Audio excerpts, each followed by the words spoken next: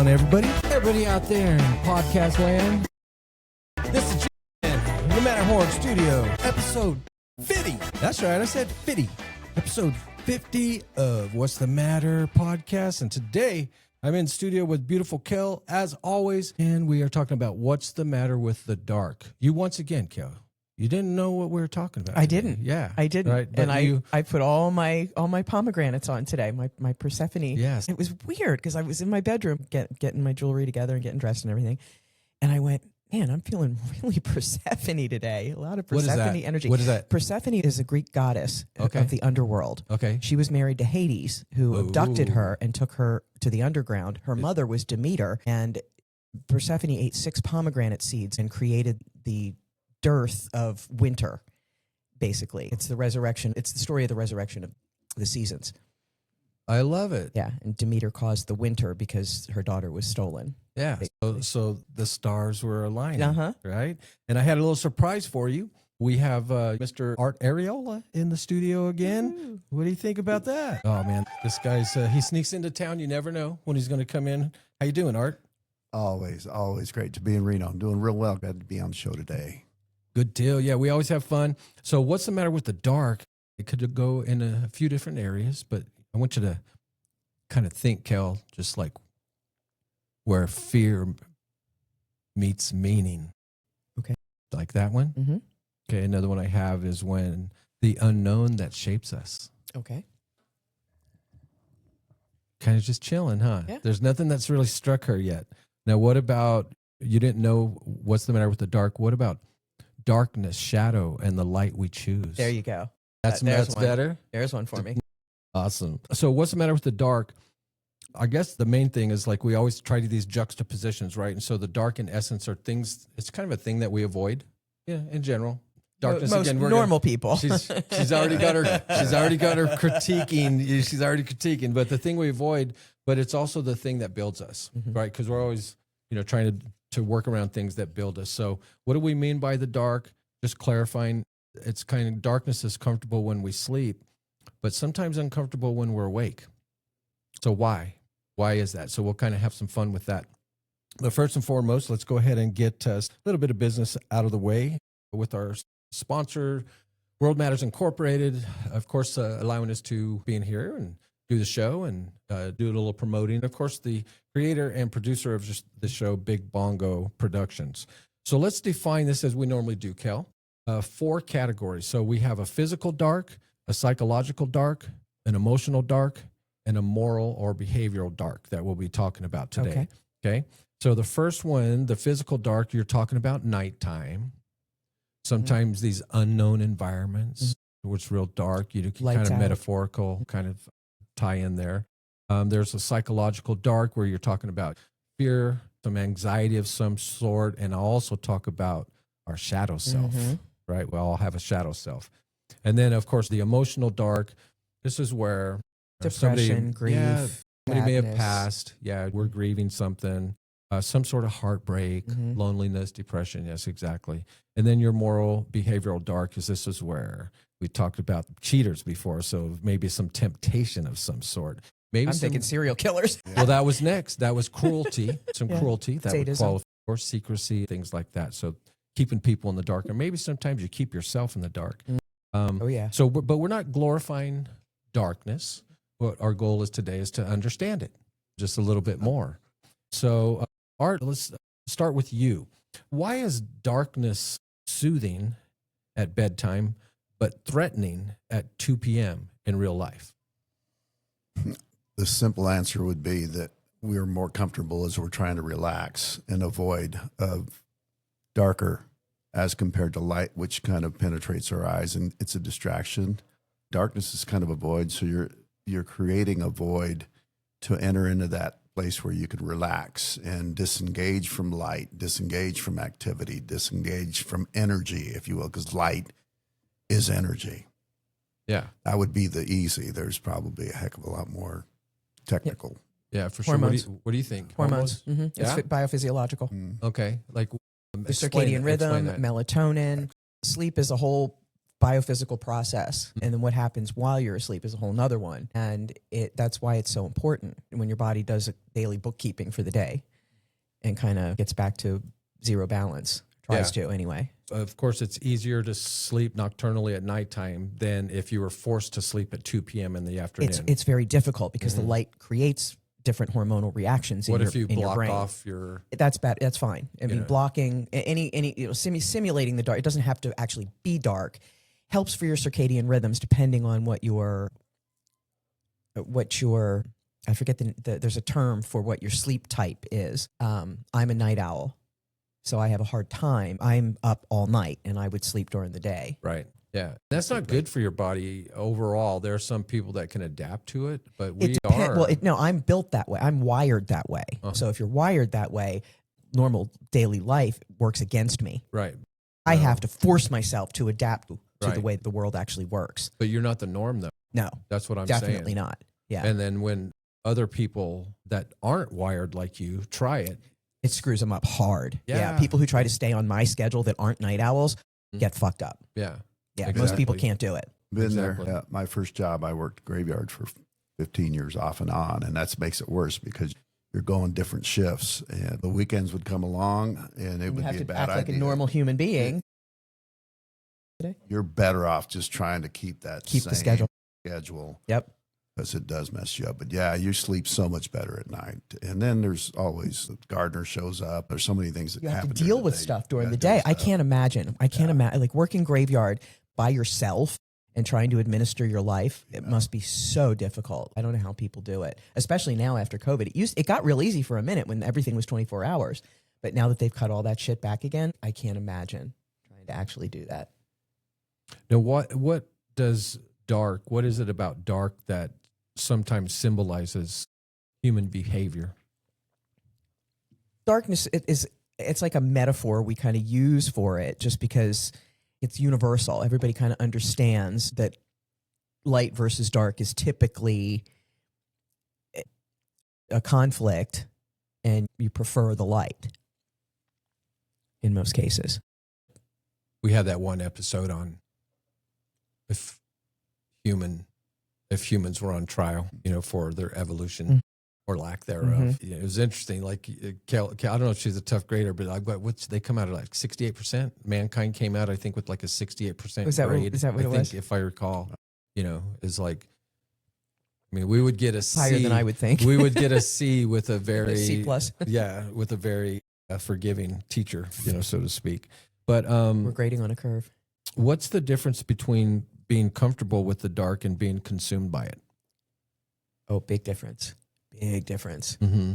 Comfortable with it is you accept that it exists. You accept that it's part of you, that you have it, that we all have darkness within us. And, if you let it consume you, that means you follow those impulses. That's what I was getting to. Yeah, absolutely. So there would be, again, from a ridiculous standpoint, kind of, I don't know, just humorous. I'm being funny here. I'm trying to be funny. So let's say that you were a heavy metal fan, Okay. right? Heavy, Not a super stretch. hard. Yeah. Very much. right? Very much So so. you're comfortable with it, Absolutely. right? Absolutely. But I think it's a then- big part of the reason why I am so comfortable with it because I lived in that for so long. So what would be an example of somebody that's comfortable with it, but then somebody that's consumed with it? Not from an actual musician standpoint. Dave I'm not talking. okay. I'm not talking about that because that's I was going to say next Dave level. Mustaine versus I'm talking Marilyn. about your fans that are comfortable with the mosh pit and the style, whether it's punk rock, hard rock, heavy metal, and all these different things, right? You just love those kind of people, Right. And so what's different with that, where you're comfortable with it, and then not a performer, not a musician, but then somebody in that arena that becomes Absolutely. Regular metal versus death metal. What? Death metal. Yeah. That expression in a lot of those, the artists themselves were committing murder. Really? Wow. And cannibalism. Did you know that? No. So the kids involved in it were not necessarily committing the same acts, but they were like worshiping it. Like they revered what these people were doing. And they knew it? Absolutely they And did. it wasn't like urban legend or anything? Oh no. No, Well, it's all out there. How'd they stay away from law enforcement? They didn't. They didn't. Well, one committed suicide, another one, a couple of them committed suicide. One ended up in jail. Like, I mean, they got caught. I mean, it wasn't like they got away with it, but they used it. They used the imagery of it. One of the album cover of the one is the guy with his head blown off. I mean, it's I kind of remember. deep. What is some references to some, say, death metal band? Well, it was Vader. Not Vader. It was, I can't remember his name. My ex was deep into this shit, so that's the only reason I knew about it. Right. I'm not a death metal fan. There's one band I like called Dimmu Borgir from I thought you were talking about Creed. I can't stand them either. But I didn't really follow. I was adjacent to death metal, but it wasn't my thing. So I was aware of some of the stuff. And can you tell the difference in like a fan base between heavy metal and death metal? Typically, it's younger. They start young. Like, don't you remember being fascinated by murder and death? And do you remember Faces of Death videos? Oh, yeah. Horror movies. Yeah. Like, we were immersed in that shit. And that was what created those bands. Like they're like all that mentality and all that stuff they were doing. They were burning down churches, like, centuries old churches in Scandinavia. What's the motivation? Like, do you know? Really, it was just they were like hyper dysregulated and disaffected. Is there an anarchist? Sorta. It was part of it was just we're so bad, we can do this kind of thing. There was conflict among them. There was what it really came down to was basically a bad business deal. Once you dig through it all, it was, of course, it was mythologized throughout the community as this big, spiritual war and demon and blah, blah, blah. But really, it just came down to a bad business deal. The one guy screwed the other guy over, and it pissed him off, and they never worked it out, and it escalated and escalated and escalated. And they're being driven around these hideous lyrics and the subject matter that they're talking about, which just reinforced it. And it just became this really bad echo. They were young. They were in their early 20s. Is death metal still a thing? Not nearly as much. It got kind of commercialized for a while. It became a little mainstream. That's what I was going to say. The original purveyors of it sort of gave up on it because it had become like a commercial thing. And some of the bands got real popular and were touring and all this stuff. And it still exists, but it's not, I mean, not as prevalent. Big bands can't make money touring. Death metal bands certainly can't. So there's very little promotion or ability to support it without, other than just downloading each other's songs and passing it around online and that kind of thing. What's the most hardcore band that you went and seen, Art, or are a fan of? Black Sabbath. Black Sabbath, yeah. Saw them back in the 70s. Back to your last point. What would they be considered nowadays? That kind of music, besides Classic of course rock. Classic. But I mean, if there was somebody like Black Sabbath that came out in that style of music, would they be categorized as they were actually metal? That's where the term actually came from. Heavy metal. But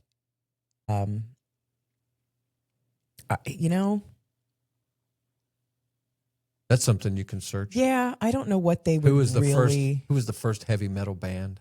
Black Sabbath is considered the first heavy metal band. They coined the term. I think Ronnie James Dio was the one who actually coined the term. Yeah. After Ozzy. With it was that back then when he was still with them, like in the 70s. It seems like in 60s or 70s. It seems like there's it's youth movement. Yeah, I it's would a young categorize rebellion. Parents hate this. It's a rebellion. Yeah. People. That's initially why people get into it, and because they can identify with the lyrics. The lyrics are harder. The music is harder. It causes a reaction in your body that that's more visceral, and it's gives you something to kind of rail against and get that energy out without actually going and doing the thing you're screaming about. Fuck the world or whatever. Right, yeah. Whatever. It's just interesting though how some people kind of are afraid of a darker part of life. Absolutely. Well, it's been demonized. I mean, we had the PMRC, the Parents Music Resource Center, demonizing it left and right and saying there was satanic backwards masking and all that dumb shit. I heard all that. Yeah. Of course, With of like, course. And yeah, that was Kiss, stupid. Right, you know? right. And I mean, Dee Snider, you know, all that stuff. And I mean, Dee Snider was a fucking cross-dresser. He was a 6'5" cross-dresser, for God's sake. Yeah. I mean, he's not out trying to kill your kids, Tipper Gore. You know, so funny that when was you first ridiculous. we started seeing him, and you know, and I didn't even really. I just thought, you know, wow, what a gregarious, you know, a way to be a rock star. And I thought that he was again, brilliant. He's really smart. With Kiss, I mean, they hid their identity, Right. and so it was kind of to me just a softer approach, Mm-hmm. you know, to where not necessarily everybody's going to recognize you on the street if you're always dressed up or you know, with makeup on like that. But hidden falls into that shadow category of darkness, right? We do things in the dark because there's We an don't want to be element that seen we don't by want to be others. seen. Yeah. There's a price. Well, that's for sure. Always, yeah. If you're doing some things that say society or your parents don't think you should be doing, it's best to probably, you know, do those things in the dark if you're wanting to get rid, or if you're wanting to get away with it. Some people, it's not that they're like trying to hide what they're doing; they just don't want to hear about it. They don't, you know, they don't want to get shit from other people and be judged but for they're whatever still- it is. but But they they're don't still- care that they're doing something that people judge. You know, Yeah, but I mean, they're still it's hard for being people like discreet us to to hide understand that. yeah. You know, people like because people like us who are outward focused and always looking for the greater good have a hard time understanding like how people could find certain behavior acceptable, you know, and some people just, they don't care that it's considered socially acceptable or hurts other people. They just don't. That's want true. people I mean, bitching at them I about mean, it. I did some dumb things when I was in that moment. Again, as we've discussed many times, you're wanting to, you know, kind of impress or make your friends laugh about something, and you're not thinking about any kind of repercussions or how it's going to affect other people because you see it as innocent. Yeah, or you're saying, yeah, I'm not hurting anybody. But you're still costing me money because of the property damage, you know, Exactly. or something like that, Right. you know. So. Right. They're so limited in their concept of what hurt even is, Even, you know. you And know, that's, I mean, even that's the days of TP in a house. Mm-hmm. You know, did you ever do No. the dog poop in the bag, lit it on fire? I did that one time. I don't think I was there. I don't think I did anything except I was there. There was I felt like I was under a microscope at all times. Because my mother handpicked my teachers, she knew every move I made. Right. I got away with nothing. Yeah. Even shit that wasn't even a problem. Yeah. Like teachers were in her ear. Kelly's doing this. Kelly did that. Kelly talked in class. Kelly blah blah blah blah blah. So I had this overarching like presence in my head, on my shoulder, in my mind that I was going to get caught no matter what I did. So I better fucking toe the line. I have a sound effect for that. Smell a rat. But yeah, I mean, like my mother, it was like the bitch had eyes in the back of her fucking head. She had her Spies network everywhere. She had her did. network. She really you know? did. Let's talk about some evolutionary type of aspects to what we're talking about. Why humans fear the dark and why some people seek it. So darkness, in a general sense, reduces information, right? Your inputs, whether it's literal darkness or whether it's a metaphorical Sensory, darkness. Yep. And then your brain fills the gaps normally with this is some sort of threat, right? This isn't something that, this isn't good. We're turn off. We're wired.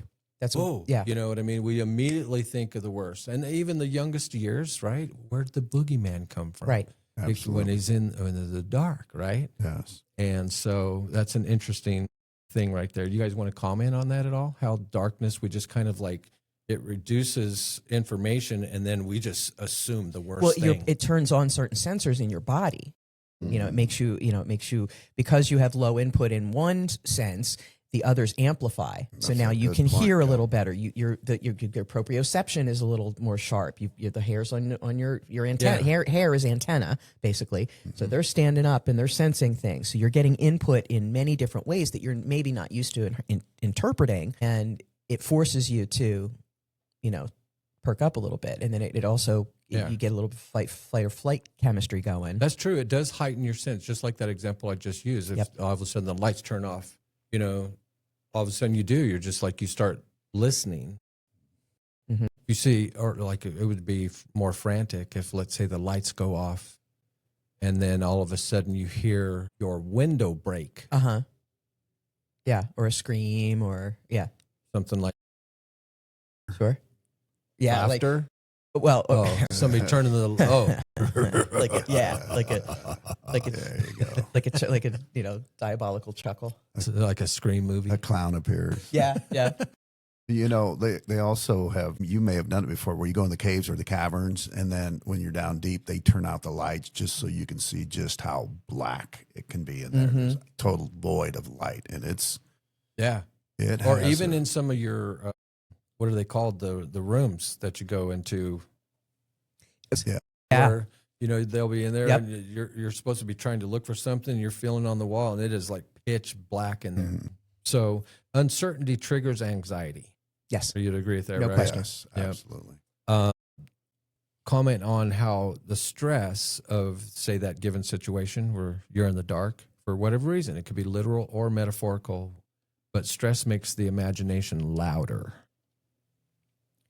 In a kind of not necessarily a positive way. Yeah. It's Absolutely. Sure. Absolutely it does. Sure. Yeah. it Because just you're makes- using your other senses that you Sure. typically Plus don't you have to. and then you've got all that chemistry going on too. Cortisol, adrenaline, norepinephrine. It's all, kicking off to make you more alert. But then it's also creating, because you're not dissipating that energy running from the bear, it's building up in you, creating, the thought processes Right. and the need to release that energy. Now, Kel, aside from the facets of holidays, say being designed to make us spend more money, and stimulate the economy and things like that.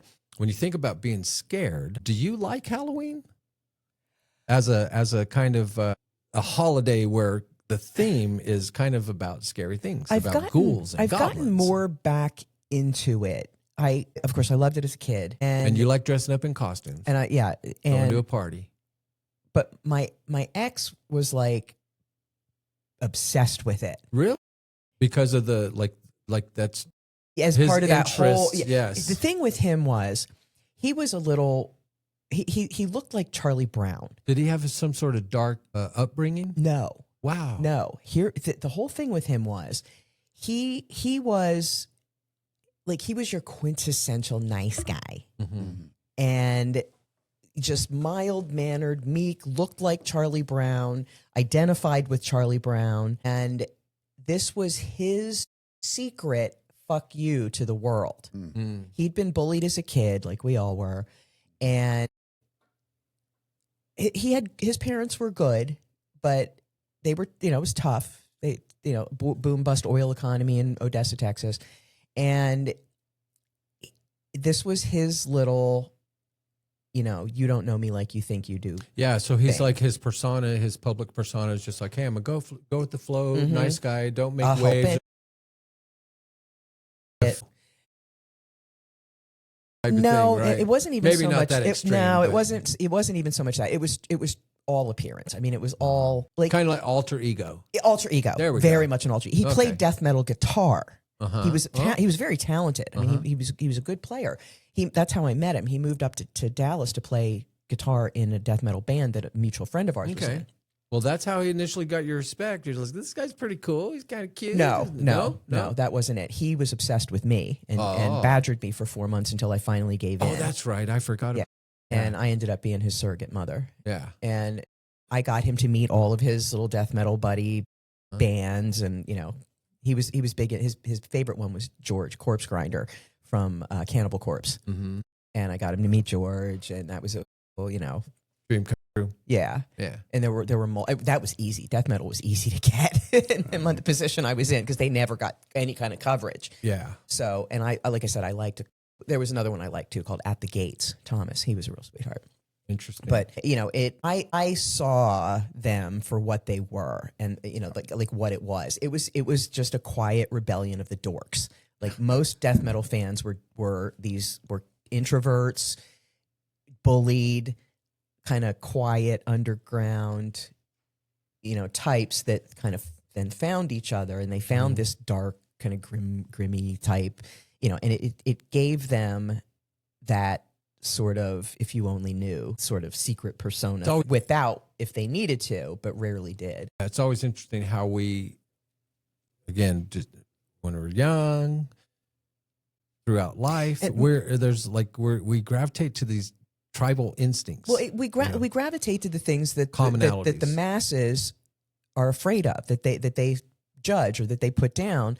We're the ones that go and dig into it. Go, why? And now there's more of us than ever, and that's why disclosure is happening. But up until this point, we didn't have a lot of access to that information. A lot of this stuff has purposely been hidden over time, and we're now just discovering that. Yeah. But it's, like I said, I could see it for what it was for the most part. Like, most of these kids had no idea what they were even talking about, singing about, they just saw the imagery and the pentagrams and the Baphomet and the blood and gore, and I'm tough. It gave them this feeling of power that they couldn't get any other way. But they didn't really know what they were, what was really going on behind the scenes with a lot of those bands. Yeah. And this was after we were in school a little bit. Have you had any contact or experiences with this type of love of music? Or I had a lot of friends that tended to listen to that more than I did. I've always liked variety. It's funny, as I was listening to you guys, I was thinking, darkness has a vibration to it. Mm-hmm. Absolutely, it does. And it's mysterious. It's deep. When you think about it, it's deep. And it's also one of the things in the universe is the most prevalent, and it's something we know so little about, But yeah, I did. I had a lot of friends, a variety of friends that just tended to go that way, but I could see the influence on them also. And that's not what, that's not what I wanted. That's the key right there. Cause eventually that influence, you can only hold that off for so long before it starts to embody within you and get expressed from you. And I saw a lot of that too. And that's kind of how those scenes ended up dying. It was because the kids grew up, they got older and, had to get jobs and got married and had kids and lives and the normal things humans do. And they were like, okay, this just doesn't compute anymore. Yeah. And yeah, if your music didn't succeed, it's hard to get a job looking like Marilyn Manson. Exactly. Talk about dark. Ugh, he's a creeper. It's that time. Little laughing crickets. Got to bust it up a little bit here. We're talking about what's the matter with the dark. So what do you think, Kel? Why were the Dark Ages called the Dark Ages? Because they were pretty rough. They're pretty rough, yeah. The real reason is because there were a lot of nights. True story. Speaking of a night, what do you call the Dark Knight? You know who the Dark Knight is, right? Okay, so because she doesn't see a lot of movies, so I had to check. I'm a huge Batman fan. Ooh, I didn't know that. Okay, then, so what do you call the Dark Knight and a bowl of noodles? Batman and ramen. See? That's good. Batman and ramen. I deserve that's an extra. So two cannibals. Have you ever been a cannibal? No. Have you ever dated a cannibal? No. Okay. I have not. There's two cannibals. They find a missionary in the dark. Since it was dark and they didn't want to run into each other while they ate him, one started at the head and the other started at their feet, right? Mm-hmm. One starts at the top, one starts at the bottom. So after a while, the one who started on the top says, "Hey, how you doing down there?" The other cannibal replies, "Man, I'm having a ball." The first one says, "Hey, slow down. You're eating too fast." That's cute. I mean, I could see that happening. Yeah. Especially if that second one hasn't, eaten in a couple of days. I mean, I can imagine that there has to talk about supply and demand if you're a cannibal. I mean, that's got to be a tough deal sometime, right? Yeah, I can imagine. I mean, this is going to be, I think it's going to be pretty short today. As I was looking at these things, Kel, what do you think I should be apprehensive about finding the longer jokes? Because I did not want to find a longer joke today. It's okay. I don't have one. But okay, let's do this last one. Okay. What did the bully, because we had, what about bullies? Mm-hmm. So what did the bully use? Or what did he use? What did the bully use when he experimented with the dark arts. I don't know. He used a wedgie board. No. That's a good All right, that's all. That's all this time. Let's get back to work. one. Wedgie boy. That's good. I thought you would like that. Yeah. I have to find jokes that Kel likes too. Things that are topical to the conversation and things that she'll like. All right.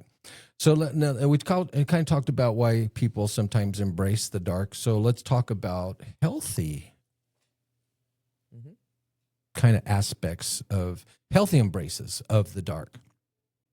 So one is, and we talk about this with Johari's window about how that's just a beautiful tool to identify blind spots.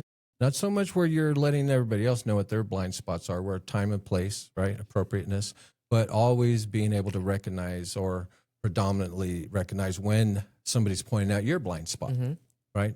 So in a way, it's kind of like being in the dark. Wouldn't you agree? Very much. Yes. So sometimes being in the dark, as far as having a healthy embrace, is again recognizing that the truth telling part of being in the dark, and when the light is exposed to you, it's just like, this is a truth telling here, Right. and you see what I'm saying? And what does it mean? The word shadow work. What does that mean to you? Shadow work is when it's a Jungian thing. Carl Jung came up with this. The idea that you have your persona, that your normal personality and your ego that you live with day to day, but that we all have an inner, he called it the shadow, which is kind of the dark side of who you are. We all kind of hide things about ourselves that we think others would judge us for, whatever. Does that qualify as shadow work though, or that be just kind of like part of your persona? No, shadow work is when you dig into that and actually expose it to yourself and look at it and make a conscious decision to either continue or choose something different. When I looked at these two words together, I kind of thought of somebody that's doing some work behind the scenes. Some work No, that's not what that means. It's not shadow work. Is that No. okay? Shadow work, you can do it behind the scenes. To do it really effectively, you want to do it in public with a coach, not in public, like mass general public, but you want to do it with somebody. It's hard to do by yourself. I did, and it's hard. But Interesting. Very interesting. Another healthy embrace, though, with the dark is sometimes the dark can be healing. So Absolutely. what are some examples of that, you guys? Like, would it be applicable in a spa? Or is it something where it's more conscious, where I just need to go and get, like when you close your eyes, there's light around, of course, but when it's dark, you close your eyes. And whether it's pure dark when you open your eyes or when you close your eyes, it's the same thing, right? So can that be healing? Certainly in meditation purposes. Sure. Yeah, therapies might not be as nearly as beneficial and you're experimenting. And yeah, I'm sure it's just like trying to go to sleep and enjoying the absence of that light and the atmosphere that it brings, because it does, we've talked about this quite a bit today. It does, it affects you internally in ways that are hard to be. And so when you're operating there, you're also hopefully trying to undermine the fears that you had, that you imagined and created just because you can't see something. Yeah, and that's what I was going to lead to in this, is that when there are times where seeking the dark is so you can heal, whether it's meditating and things like that. And then the healthy brace in that seeking the dark in order to heal, there comes a time you can't stay in there too long, because you have to face your grief. You have to face your fears. You have to face your trauma. So the point is that it's okay to go there, but don't stay there too long. Don't live there. Right? So talk about that. There is a natural adjustment to either direction. If you've been in the dark long enough, when the light comes on, there's an adjustment that has to do that. But, as in any adjustment, there's an opportunity to learn, what is that? What causes that? What can we gain from that? Yeah, for sure. Mm-hmm. Anything else to comment? Yeah, to me, the removal of any stimulus like that, like light or whatever, can be healing. So you remove the light, you go into the dark, whether it's closing your eyes, put an eye mask on, being in a dark room, being in a hyperbaric chamber, whatever, however you want to do it. It's a frequency thing. Like Art said before, it changes the frequency. It lowers the frequency to less amplification. So your body isn't having to physiologically cope with so much, so that it frees your mind up to actually be able to delve into those things, because your body's not having to deal with whatever is stimulating it. So to switch it up, some unhealthy braces is when you're consuming or preference or continually going to the darkness provides this numbing Right. thing. As You an don't want- escape. Yeah. Right. You don't want that. I also have listed here nihilism, Yes. right? So talk about that Nihilism can, especially from an unhealthy standpoint. right, in times like this. I mean, I don't know how healthy nihilism is in general. You know what I mean? No, I'm saying Yeah. Yeah. And I think it's just always when people feel pressure, especially psychologically, unconsciously, but like they're feeling something. There's no direct stimulus saying there's something wrong, but they just know there's something going on. Like when you feel that, we're wired for negativity. It's a survival mechanism. So when you start feeling that pressure, the negativity is heavier. Then it's harder to push up and go, yeah, everything's fine, everything's great, everything's okay. You tend to succumb to this pressure. It's a downward push. Is it easier? Is it a path of least resistance to succumb to the negativism? Oh, definitely. It's It's the path of definitely least you resistance, you right? have to actively resist it. You have to actively find evidence to the contrary, or find evidence supporting it and accept it. Go, okay. Nihilism, I think, comes from a lot of feeling of a lack of control, not having information, being in the dark, not having enough data to make proper decisions. And so you just go, everything's falling apart. Everything sucks. Yeah. It's kind of like a surrender. Now, between the two of you, would you agree, Kel, that between two, and it's not a right or wrong, but when I think of the word cynical, Mhm. would you say that you are probably more cynical than this guy? Definitely. Yeah. So I want you to comment then about, because Kel's identity isn't based on cynicism, No. but talk about people that are, like, according to us, if you're in the dark, if your identity is built on cynicism, I can be. Oh, we You can know, all be cynical. cynical. I mean, that's Yeah. healthy. Yeah. Healthy cynicism. There's such a Certainly. thing as healthy cynicism. Right. But the identity being around cynicism, Right. have you The constant experienced people skeptic. like this? Just Yeah. somebody who's contrary. Come to mind? Somebody who's just contrary to, no matter what you say, they're going to take the contrary a stance, even if it's ridiculous. Like I've known people like that just, they think of the political arguments that people get into. You get rooted in your thing, and you're just like. And wouldn't you guys agree? It's kind of like a dark personality. Like we don't enjoy being around them. No. They're always wanting to present the opposition. Right. No Yeah, matter how and I love contrarian points of view, being a I do devil's too. advocate. A devil's right? advocate, right? Yeah. But they don't that's not where they're coming from. It's you get you're in discussions and you get in that friendly spirit of, okay, now playing devil's advocate. What about this? No, these are people that no matter what you say, they're going to just come with the opposite to be an asshole. Yeah. Just because they are so loathing or self dissatisfied that the only way they can get any kind of sense of who or what they are in existence is to come up against resistance. They seem to enjoy coming up with a problem for every solution. Also, What about people that get attention through shock? Where there's just like, oh my God, that guy's crazy. And so they get this reputation. Some of the chicks that like the bad guys. Right. As far as that. But what does that say, I guess, and you never know what gets them there, but from a psychology standpoint, what does that say about them when somebody is getting attention through shock? There are things unhealed in them that they are exposing but because of the shock value of whatever they're doing, people don't see it. Mm-hmm. Yeah, so good. And it's a negative way of them Negative building attention. sort of little self-esteem in a negative way also, right? Mm-hmm. I think also, as Kel mentioned earlier with her Charlie Brown ex, there's a lot of things that happen to people in the light that is ugly. And that's the thing that they're rebelling against, if you will, and taking it to the dark side, because those things that happened to them were dark. And they in didn't have the light. capacity to handle it. And so I think what they do is they adjust being in the dark and saying, I don't want to be in the light anyway. If you want Right.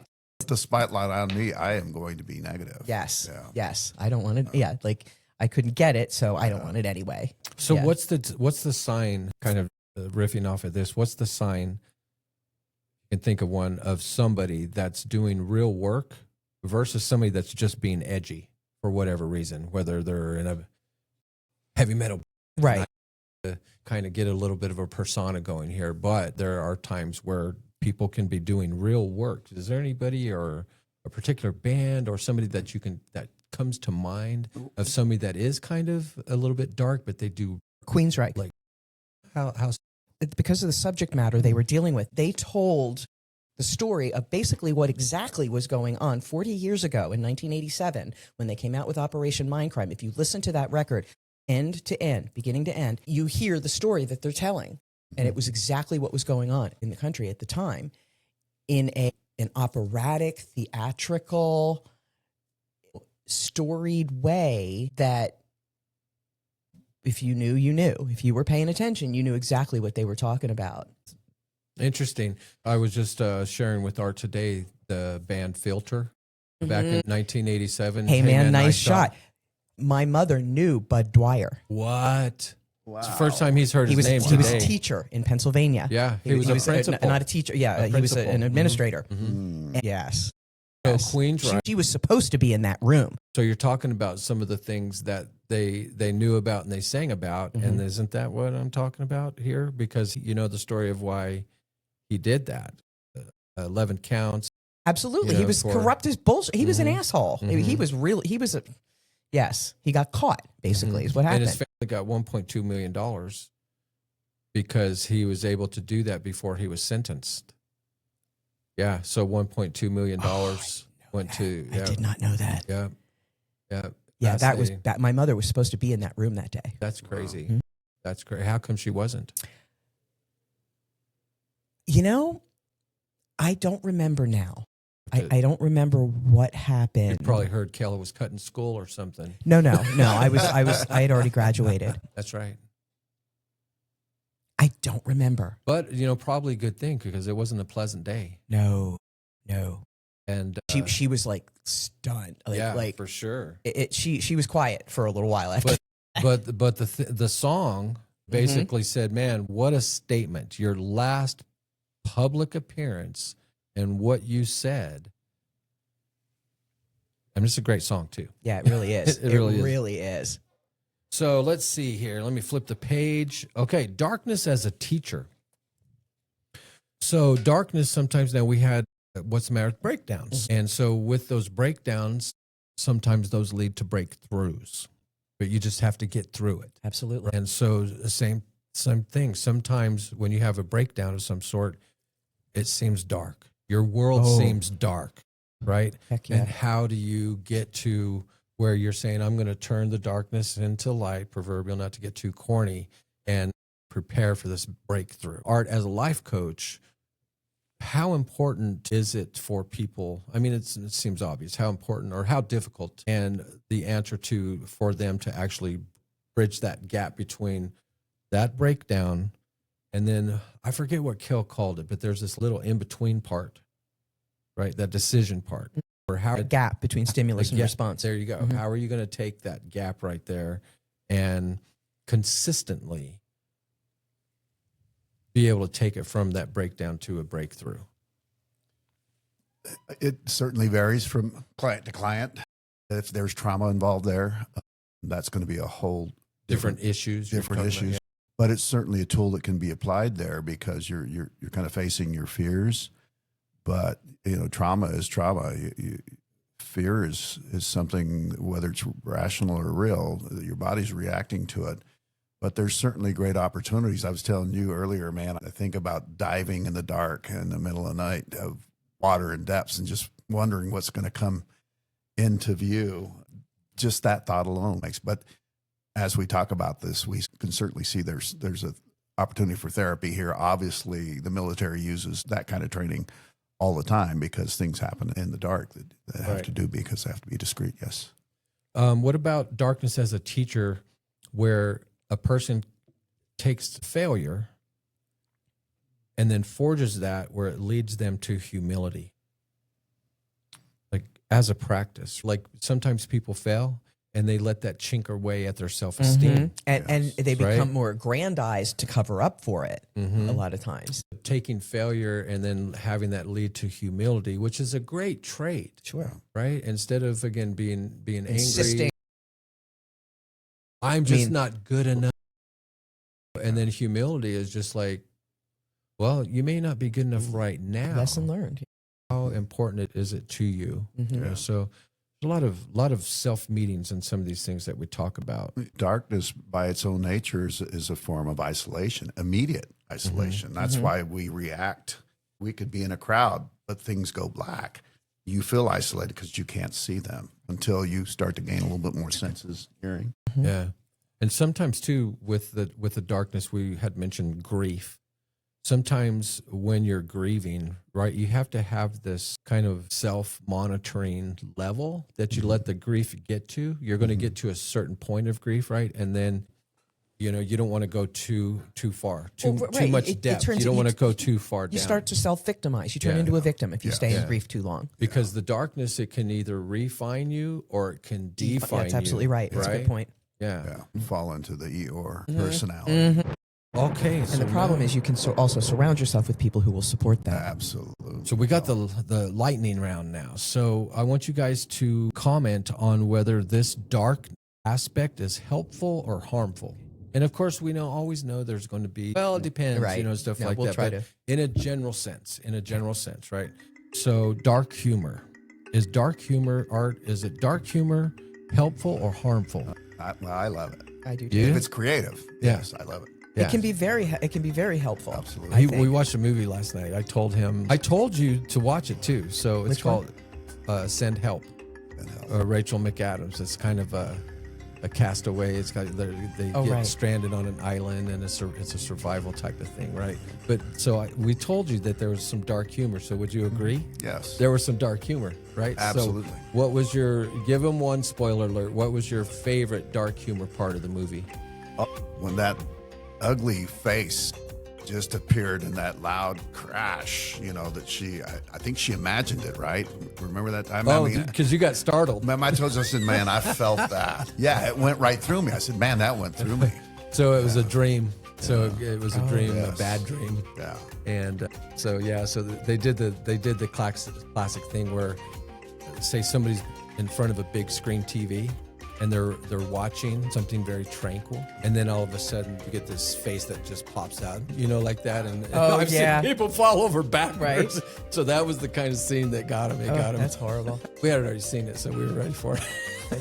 And there's other scenes where a good person's all of a sudden doing something evil, and it's like, it's a shock. Yes. Especially if you are one of those people that kind of get immersed in this. You're no longer just a patron sitting there looking at a screen. You get into the story. Yeah. I do. Yeah, They- setting him up. If it's done right, it'll just suck Absolutely. you right in, and you start feeling for the character. I used to do this when I read books. It would feel like my family or like my little life there. And I would read the book, and it would end, and I'd be like, "Oh, damn! Like, I don't get to hear about my friends anymore." I get so immersed in it. So you guys agree that dark humor, that's helpful, not harmful, helpful, right? No, I think it's helpful. Yeah. So now, what do you think? Is it helpful or harmful, Kel? True crime obsessions. Obsession with anything is never a good idea. Yeah. I think. So harmful. Harmful. Harmful. Okay. For if you want to say obsession. Being deeply interested in true crime it can be very educational. Yeah.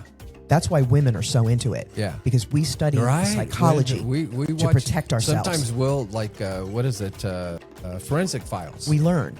We'll from watch that. And so I'm fascinated with that because of the law enforcement aspect. You know, Right. raised with law enforcement. My favorite series is Dexter, serial killer. Sure. But you root for this guy. Right. Because he does it right. Right. You think He's killing the right people. Yes. So vigilante. If I was ever a serial killer, it would be like Dexter. Hello. You know? Except I would probably, instead of like it being like the people he picked, I would probably like just go for people. AI CEOs. No, I was thinking about people that cut others off in traffic. I'm teasing. Even, I hate that. That makes me nuts. But it's nothing to kill. No, definitely. We'll come up with some good ways to Mine isn't to the joke. justify being a serial killer, but we'll have beers. There we go. Okay. I owe you a couple wet woodies. Yeah, right on. So now, what about this? Helpful or harmful? Horror movies harmful? Horror movies Harmful? are very. Never been a fan. So sometimes I will be amazed with the We pay to traumatize with, ourselves for with, fuck's sake. right. I did this my whole childhood. with the special effects. Mm-hmm. Is there any horror movie that you say I love this Absolutely. one? Like which one? Which one's past your- Lost Boys, American Werewolf in London. Okay. Yeah. If Oh, you yeah. want There to have been qualify. some excellent those ones. qualify. The Freddy Krueger series. You like I Freddy? love Freddy. Okay. Love Freddy. Like a lot of those actually deal with important themes. They're not just slash and gore horror Right. films. Like I never saw Friday the 13th. I never saw the only Halloween I saw was Halloween 3. That was a good one. I love that movie, and it had nothing to do with the rest of Because the normally the third ones are terrible. By the time you get to the third, you're in bad they shape. may get a sequel every once in a while. Beverly Hills Cop 2, that was good. You know, Terminator 2, Psycho 2. Yeah. I like a good scare, like Jaws. I love Jaws. Yeah. You Well, know? that's why you But it got scared scared the last. hell That's out more. of me. Yes, That's psychological suspense. That's why you got scared at that moment, Right. Because that moment you got scared in Send Help was, it was very similar to when in Jaws, Richard Dreyfuss is underneath, and then that head pops in that porthole. In that. Funny story. Oh my God. That's the same thing. I never saw Jaws until after I went to Universal Studios and saw the set. Oh. But when Yeah. I saw the movie, I laughed my ass off. I the way thought the people shark were kept afraid coming of up. this. When you could see the track and the thing it Oh, ran yeah. on and how they did it. This tiny little No, lagoon. there's nothing that brilliant intense. psychological Yeah. thriller. But and it's kind of like dark music too, right? That's why sometimes we get scared. Is because that underneath boiling of a darkness. It Absolutely. could just be like, That it just shows you how programmable we are, how mind controllable human beings are. there's another element. I'm sure Kel gets this. If you are your body's very receptive to external stimulation, that's a good thing. Right. But if you numb that, and I don't ever want to by, constantly being exposed to horror movies, That's a things like that. great point. Like that we desensitized ourselves. I mean, in the Gen X grew up inundated with horror. Like horror movie. I mean, it was a thing. Like now, like one will come out every once in a while, but like it was constant back then. I mean, think about that. oh yeah. You had Halloween, So we became Friday desensitized. the 13th, Halloween, Friday the 13th. And I gotta say, when they're done well, Stephen King. I like All of like Stephen them. King. Stephen King, Pet Cemetery Pets, was I great. walked out on that. You did? I hate that movie. Wow. When the kid got hit with the truck, I got up. Way am I putting up with it? I know. Like Yeah, Mystery. Christine, Mystery. Cujo, Carrie. Little Girl Who Lived Down the Misery is Lane. That was the most- first one I ever saw. Little Girl Who Lived Down the Lane. That was 19. So you know what? Five, I You think. guys said that horror movies were harmful. So it seems like you guys like a lot of horror movies. I watched both Oh, they traumatized the crap out of The us. Exorcist and Rosemary's Oh, yeah, Baby you- as a young man. Yeah, you got- that scared the hell out Yeah, of me. you Carrie. Carrie, yes, that got in my psyche. Carrie was great. It would take 3 or 4 days Yeah. for that to completely. The Exorcist, Dracula. I love it. Okay, so now what about helpful or harmful? Being alone. I love it now. I do too. Yeah. I think so too. Helpful or harmful? Silence. Helpful.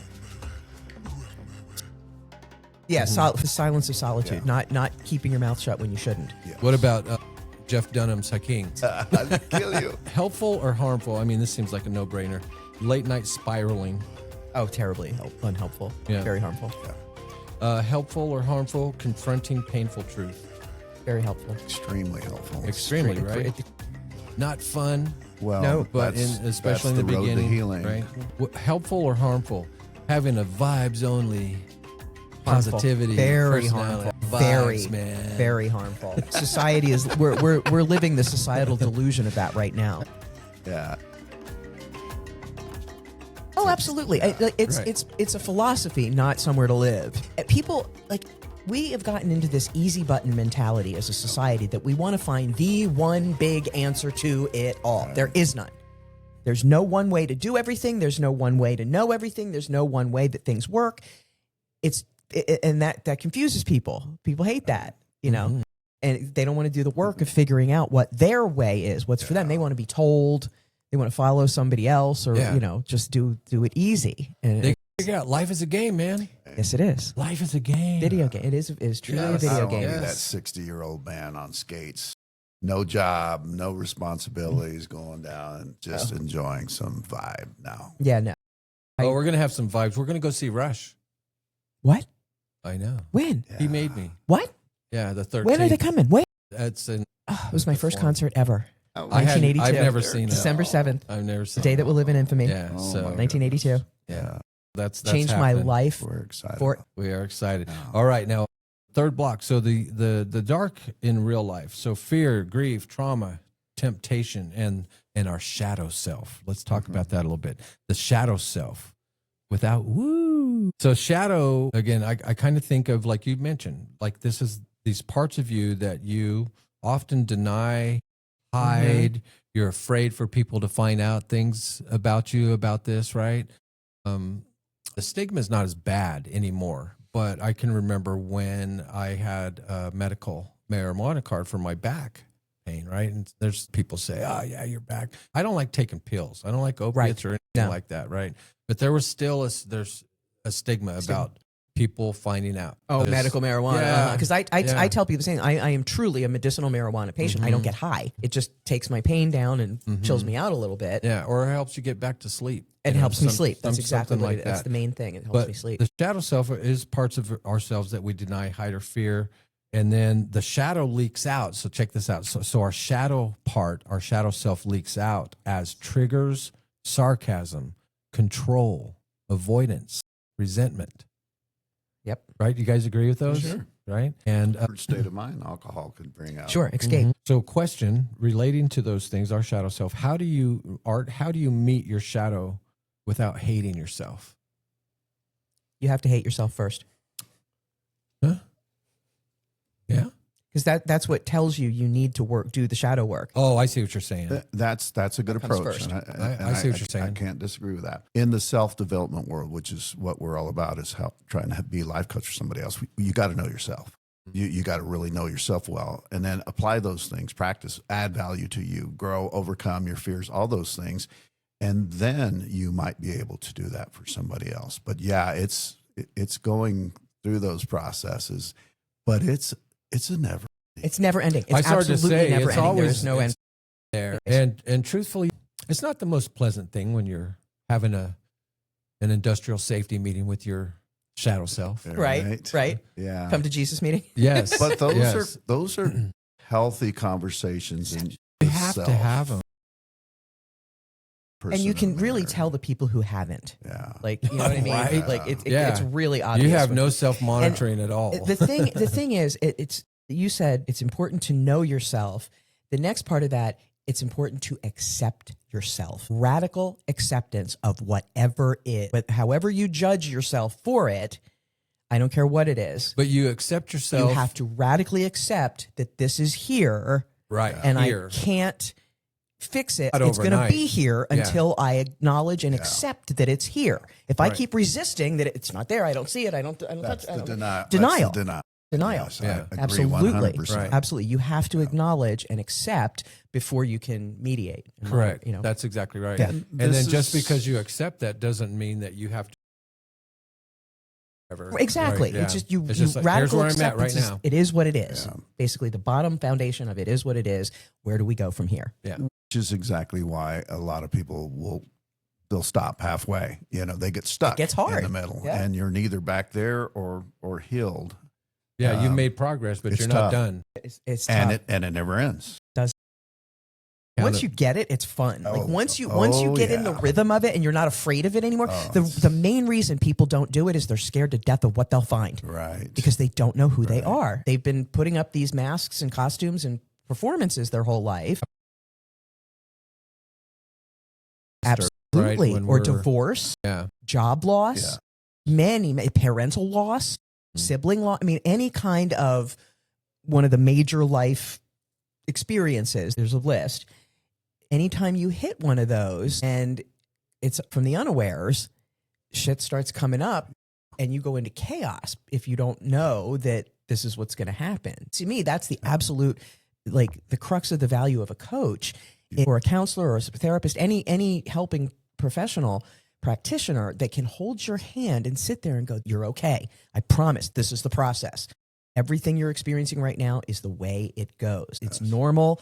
This is what you have to go through to get through this process. If you think about it, going through those processes is what it allows you to operate fine in the noise or in the silence, in the light or in the darkness. You tend to be more authentic and not react, but respond. I mean, we're going to respond to the stimulus, but we don't have to be in react mode and being controlled by those external things. Or if you do react, you've allowed yourself to because there's a reason for Good it. point. You don't just become this Zen master where you're walking around and everything is wonderful and blah, blah, blah. No, it's knowing when those reactions are appropriate because it's becoming familiar with what triggers you, why, getting rid of the ones that aren't necessary, but triggers are a signal.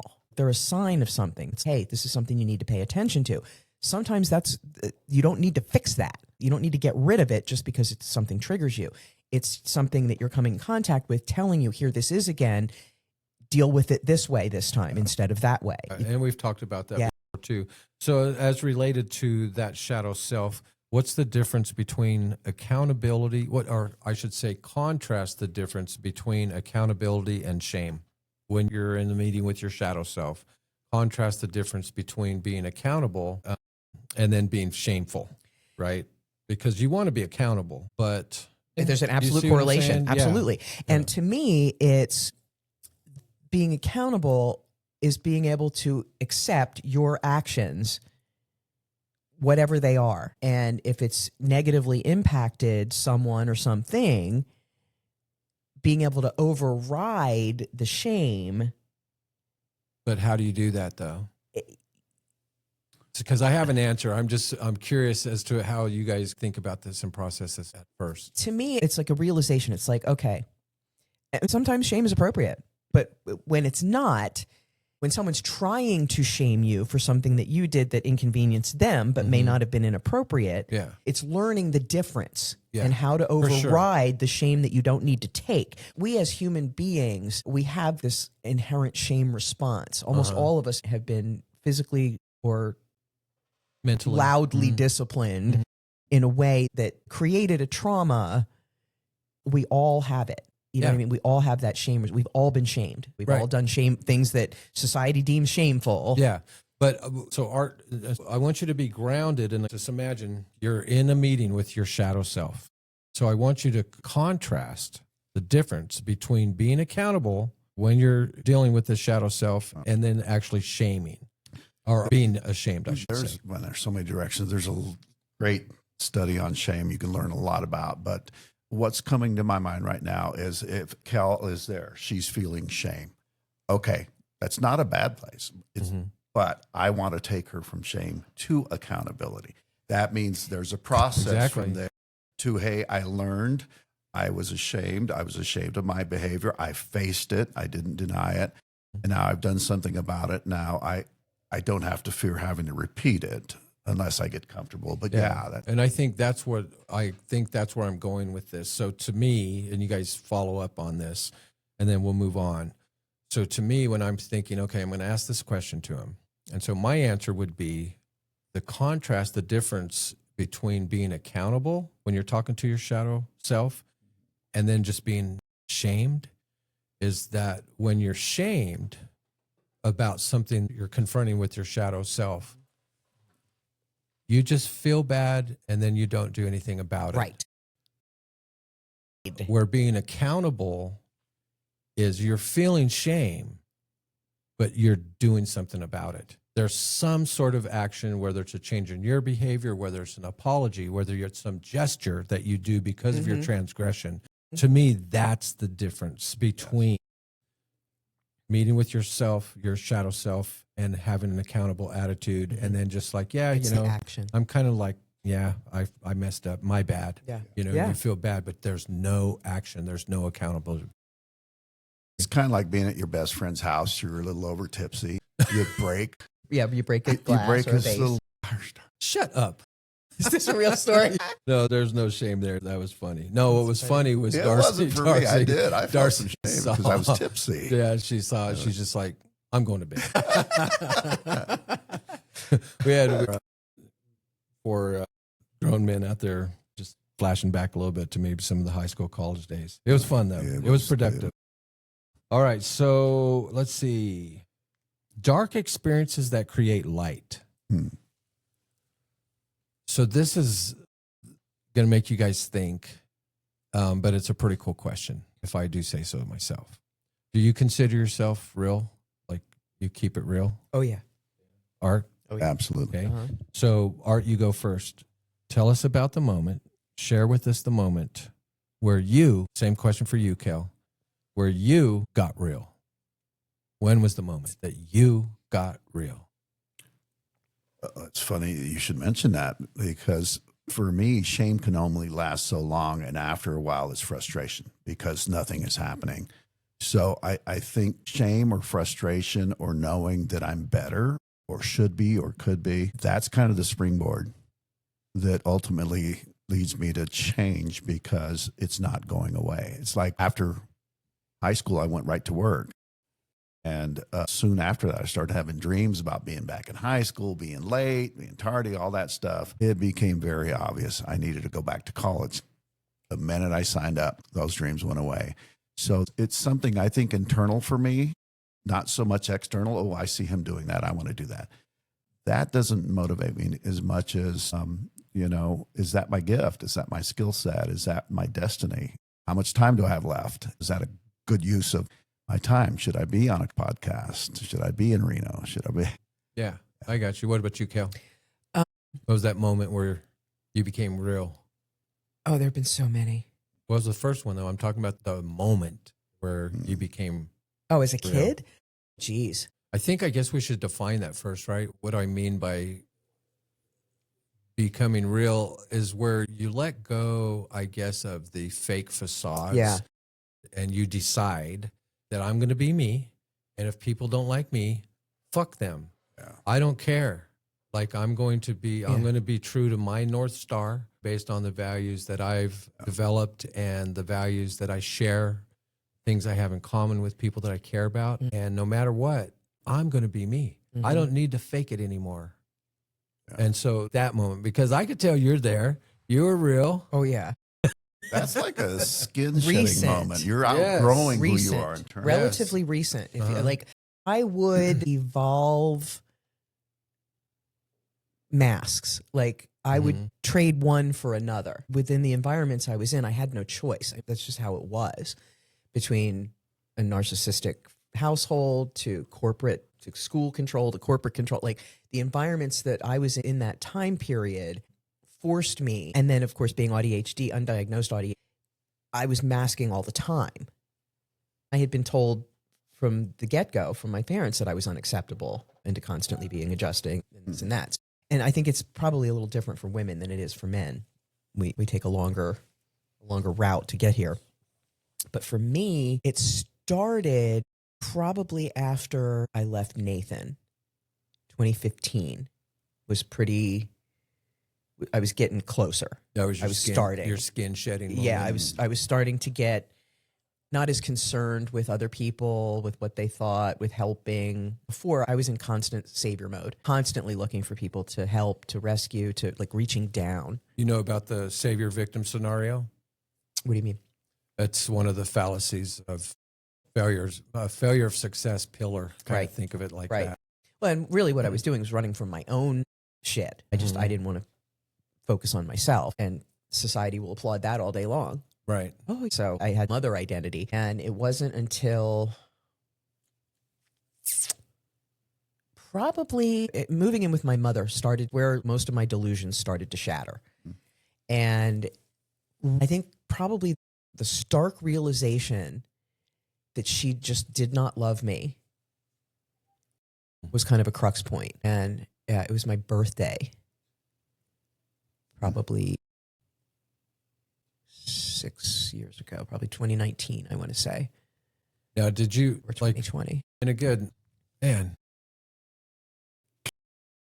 love you. You Yeah. are so I'm unique very, people. very odd. people who live around unique people really struggle because they Mhm. want to find a category. We're driven to put mhm. people Yeah. in files and categories, Yes. and this one is extremely unique. I know. And I can see how because that commentary kind of like hurt me. I've never met her mom.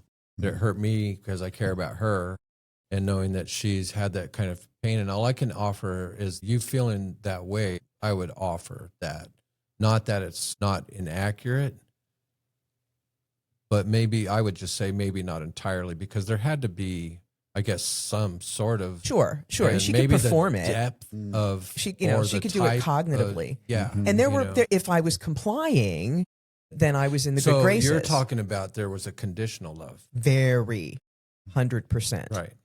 100%. And that's what my point is, Yeah. I guess. And then it just for stopped. me is that it wasn't she was void of love. up to a conditional point, love, and then yeah. then she dropped the Yeah. facade and Yeah. was just. Yeah. Yeah. Okay. So let's go into what's the verdict. That's what was so confusing. There's more. When you grow up thinking your parents love you and all the stories and all the whatever, and then you realize, you get into the real world and you realize heavy conditions and control and Yeah. manipulation. So you're saying, and of course, understandably, that there's a difference between loving somebody and, say, taking care of somebody. Oh, no question. Right. You didn't No get, question. You didn't get, I was you didn't raised get the- very well. You didn't get the soft skills Right. from your parents. Right. I had to know. develop those. Yeah. Okay. So what's the verdict? So let's go into this real quick. Thumbs up or thumbs down?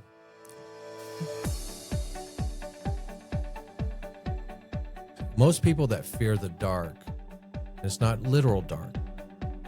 Most people that fear the dark is because they fear themselves. 100%. It's- Yeah.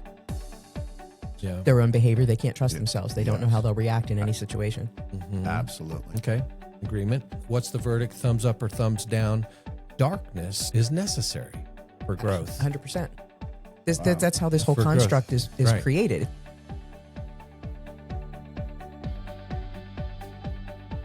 Life or animal life or human Yes. life, you know. Yeah, I know. I like dark. this. Yeah, that's Yeah. true. Darkness is necessary for growth. Thumbs up or thumbs down? People who avoid pain stay immature. 100%. Absolutely. Pain is an amazing teacher. Yeah, and there's, physical pain. It's natural to Yeah. avoid, Sure.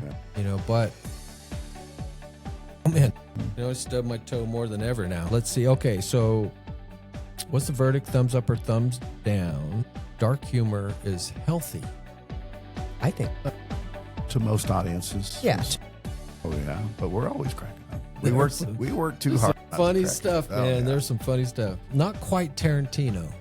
You could probably have dedicated it to him. So, okay, thumbs up or thumbs down? What's the verdict? Some people are addicted to despair. Oh, 100%. Why? That's a wiring thing too. That's like it begets itself kind of thing. Mm-hmm. Once you get down into that kind of depression, your physiology starts reinforcing it if you don't act. Now, how do you? And so this addiction is not physical. So it's a psychological addiction. Both. It's a little bit of Right. both. It's a little bit of both because it affects your brain chemistry, the dopamine and serotonin regulation. And that's how it reinforces itself because you get depleted in all of that.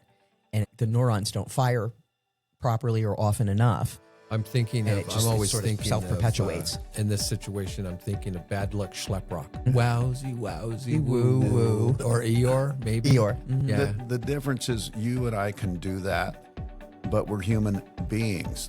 They become that. It's a Right. being. It's Right. something. I through lived it for practice. decades. I mean, I Like was just constantly being trying to in- pull myself out of it. You were addicted to despair? There were points where it wasn't an addiction in my mind, Right. But you're looking back. but looking saying, back, I would just. What did you get out of it? What were you, because you get things out of addiction. No, it wasn't so much attention. I hid it as much as possible. I would cover it up and put up the appearances of, I'm fine, everything's great, everything's good, happy dappy. I did the love and light spiritual bypassing thing for years. Was it potentially not an attention seeking thing, but maybe kind of hoping that somebody would pay attention? There was a little of that. There You was know, a little hoping somebody would pay save attention, me. throw your life Yeah, preserver. there was a little of now recognized, but mostly it was, I just don't know what else to do. Like I can't. Lack of motivation, lack of inertia, and now I know it was poor eating habits, poor You weren't physical taking habits. care of yourself. I thought I was, but now that I know how bad the food is and all of that stuff, Isn't it amazing how the older we get, the wisdom, Right. And I mean, we knew all of this stuff. we could have Eat had less, this, move more. We could have had this when we were breathe. 20. You know, they've been telling us that shit since day one. We were talking about this earlier. It's real easy to fall in that category. of despair you're talking about. Yes, Yeah. because most of us want to change our circumstances. And that's where we fail. We keep trying to change our circumstance over and over. That's an external thing. Until we realize that we have to change ourselves in Boom. order to change our circumstances, then everything is despair because no matter what I do, It's going to fail It's at going some to level. fail. Wait, I have to bring this up. So, Art, say that again. That phrase that we're looking to change our circumstances. When we need to change ourselves so that we are equipped then to change our circumstances. See, that's what that's for. That's a good one. I like it. That is an announcement, folks. All right, so a couple I'm waiting more to see here. Burger King show up. That creepy thing. Yeah, that mask was something. But it got your You know. attention, so It it sure was did. effective. There's a rumor going around that the last place somebody saw that was Epstein Island.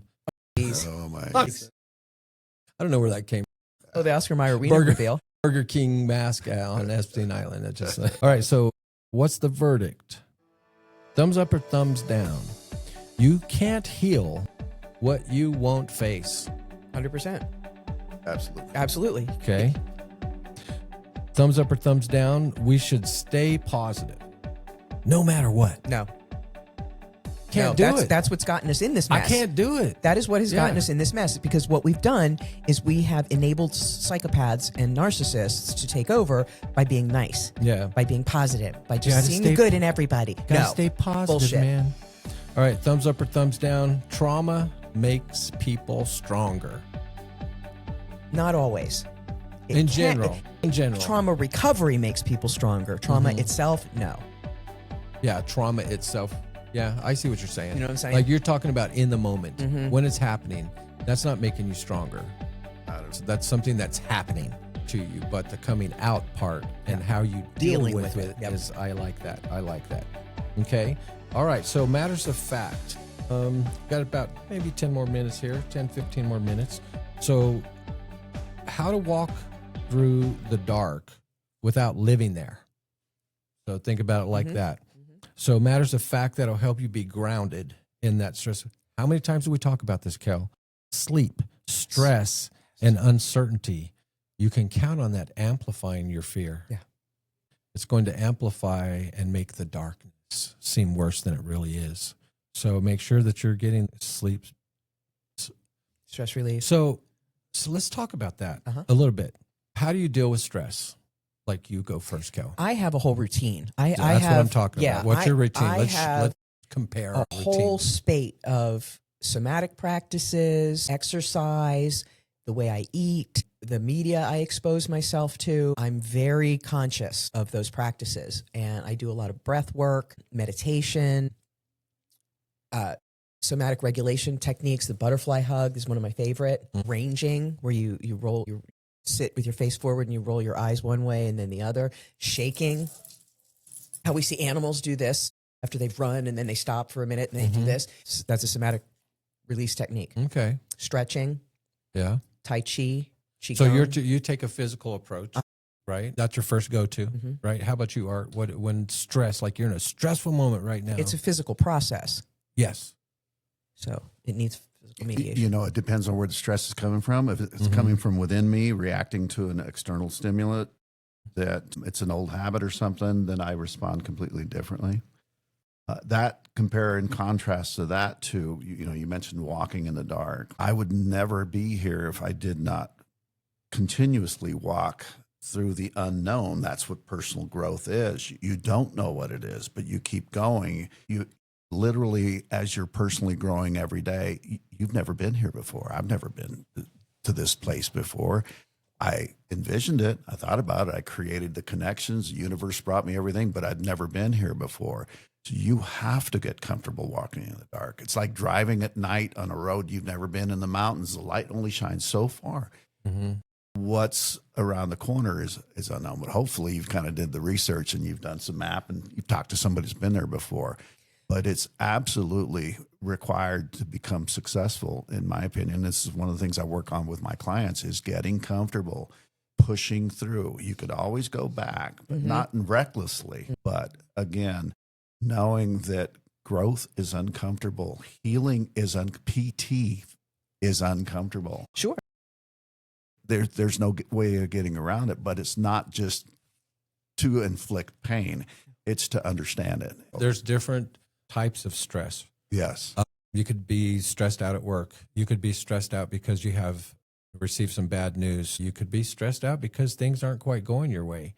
And so what I was trained to do in these moments, problem solving, and we've talked about this before, is the first question I ask, and not to sound morbid, but it's, did anybody die? Because that's the ultimate. you can't do that except then say this happened. Okay, now I'm going to go into my processes. If it affected me, there's a grieving process. If it happened to somebody else that you care about, then you're going into the supportive, hey, let me know if you need anything, send flowers to the family, whatever, type of thing. But asking them that question, did anybody die? Now, assuming that the answer is no, okay, that stress, and we've had discussions, okay, on little toolkits that we have. So this thing that's stressing me out right now, how is this going to affect me in a week? Is it really a big deal? Is it signal or is it noise? And then if it's a signal, so this is something, there's a legitimate reason why I'm stressing out here. Nobody died, but there's something that I have to do something about this. Then it's game on.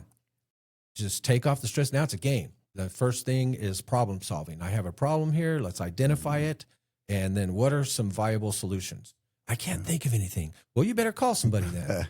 You better start brainstorming what somebody else is going to come up. But you have to come up with some sort of plan of attack, right? Yes. Pick the best one and then get to work. Action. And so, Here's a and then good by one. the time you start doing the action thing, man, you know what happens? Like the stress seems to go because now you're Well, you're actively dissipating engaged. the energy. Stress is a physiological thing. We think of it as a mental thing, but it's really not. So once you dissipate that energy and those chemicals go away, then your body's back in. Yeah. And I guess the point is that no matter what the stress outside of somebody dying, it's really a temporary situation. So in that moment, do what you got to do. Kel's got the physical thing. And I'd like to be able to do that, but most often it's just, I'm up here. Yeah. I'm Right. battle type of when thing. we're talking stress here, we're typically talking about stress that you go through in a normal life, but there's a whole different So many. military. I really didn't know what stress was. Growing up, I had my life so easy. I really didn't. Wow. When the frickin' rug got pulled out from underneath me and I had problems coming at me in every direction, on and on, there were literally times when I would get numb. My body could take no more stress. Exactly. It just went to numb mode. And that's when I had to come up with techniques of saying, I will not read another email for the rest of the day. I don't care. I'm not going to read another time. No You have more to- Yeah, it's incoming. self-discipline. Untether. Yes. And then as regard to some of these other things to ground yourself in, that like the word avoidance, right? Mhm. So when you're avoiding stressful things, your avoidance actually strengthens your fear over time. So if you're wanting to, like say, I really don't want to fear anything, then don't avoid things. Another grounded point is that connection and meaning is going to reduce your stress. It's Yes. going to reduce your despair, I should say. And then small actions restore your own personal agency. Exactly. You know, Yeah, because baby steps. sometimes Just take the next you're step. stressed What step? from not being in control. Yeah. So this little flashlight toolkit that I have here, last few minutes, I ran this by Art a little bit earlier. So we're in the dark, Kel. Okay. And what does a flashlight do? Turns on the light. Shed some light on wherever you're at, right? So the flashlight toolkit. So anytime you find yourself in the dark, not literally, figuratively, metaphorically, the first thing is name it. Yes. What kind of darkness is this? Oh, that's good. What kind of dark am I in? Yep. What's the Right? situation? What's happening? Is it a fun dark? I'm in a haunted house. It's Halloween, I'm with my friends, got to get a little buzz. That's different than when you're in the dark because of fear, grief, anxiety, some sort of confusion. You're disoriented. You don't know what to do, right? So Physical name pain. what kind of dark you're in between those. And those are just suggestions. There's different kinds of dark. Now, the second step in your toolbox is name it, and then the next thing is shrink it. Make it not such a big deal. This isn't a life or Not death type of life-threatening, yeah. situation. And so take one small action, just one small action to minimize that darkness. Maybe it's calling somebody. Yeah. That immediately changes the game because you're doing something. Yes, absolutely. Number 3, Kel, ground it, right? Take care of your body. Breathe. Put your feet in the grass. Go get touch grass. Yep. Tree. Drink some water. That's step 3. Let right? your body know you're okay. Step 4 in your toolbox. So identify it, name it, shrink it by taking a small action to alleviate it, ground it, get yourself in order, take care of your body, mind, and soul. And then number 4 out of 5 is share it with a safe person, not the internet. No internet. I'm not No. saying share it. I mean, you have your go-to where you can share it. So share, share your If you don't your have darkness. somebody else, one of the tools I always use is write it down. Yeah. That's good That's a too. good one. You're getting it outside of you where you can see it. That's good too. And Fun- I dare I say, if you know what you're doing, AI can help too. Yeah. The final one, number 5, is after you share it with somebody, now you want to reframe it. Reframe the darkness and just ask yourself a simple question. What is this teaching me? That's huge.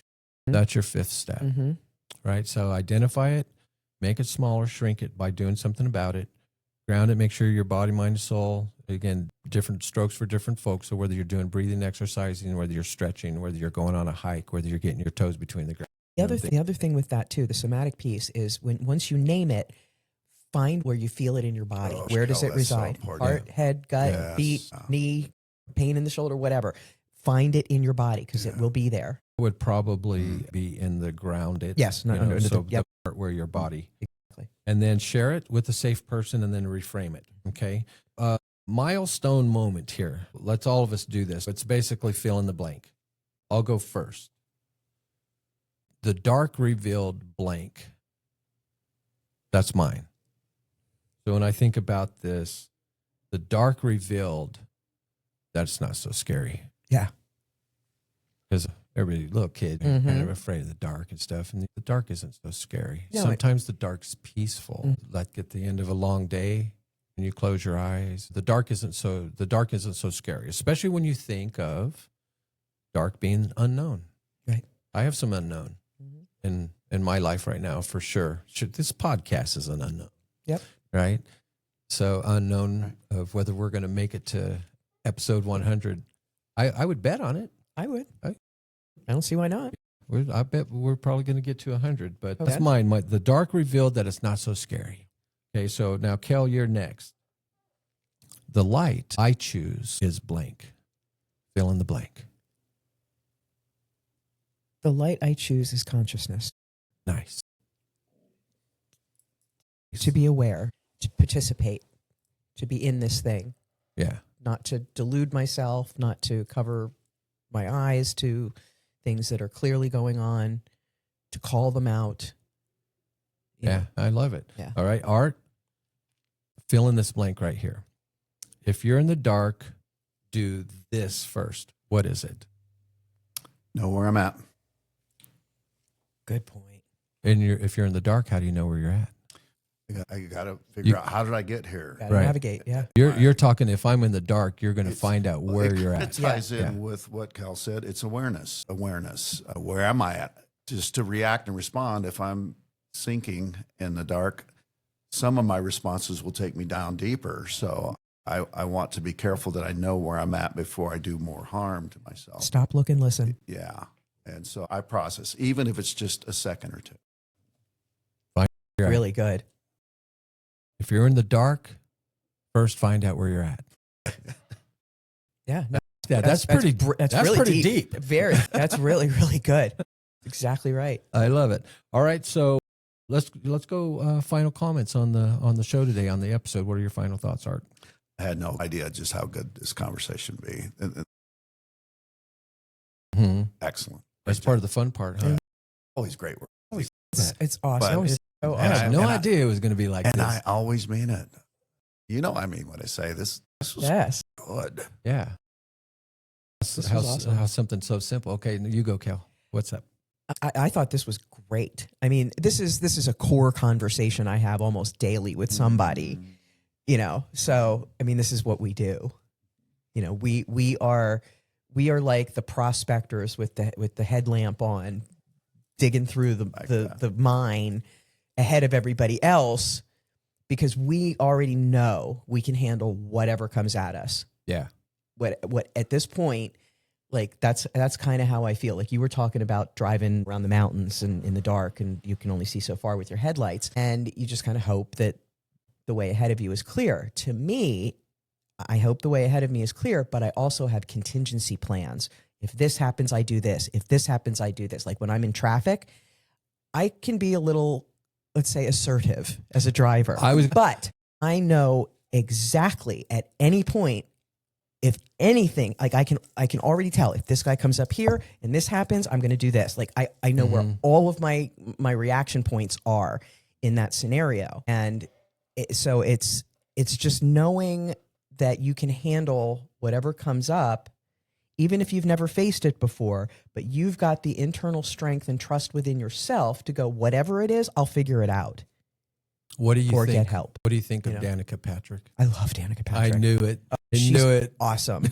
I would love to. She was one of the first of these podcasters that something completely different, and then all of a sudden And she's a down the little rabbit hole. badass. I mean, she really is. Anytime you step into a testosterone Mm-hmm. like that and And then succeed. pioneer, Yes. I was glad it was her Pioneer. that broke through because Yeah, she's awesome. she earned it. She deserved it. I love it. I love it. All right. Well, heck, thank you for listening to episode 50 of What's the Matter podcast show. Today, we explored the dark, why darkness can feel comforting when we sleep, but unsettling when we're awake, why some people avoid it, why others embrace it, and how dark experiences can actually help us see the light. So the goal isn't to live in the dark, it's to understand what it's trying to teach you. And then choose your next right step. A big thank you to our sponsor, World Matters Incorporated, and the creator and producer of the show, Big Bongo Production. We're going to be back next Wednesday, same time, same location, here in the Matterhorn studio for episode 51 of What's the Matter with Second Place. We're going to talk about that brutal little zone of when you didn't lose, but it sure doesn't feel like you won. Second place. Why second place messes with our head, what it reveals about identity, what it reveals about comparison, and how to turn that almost moment into fuel instead of frustration. Until then, be vigilant, be kind, and always remember that what you say matters. This is G-Man for Art and Kel. See ya!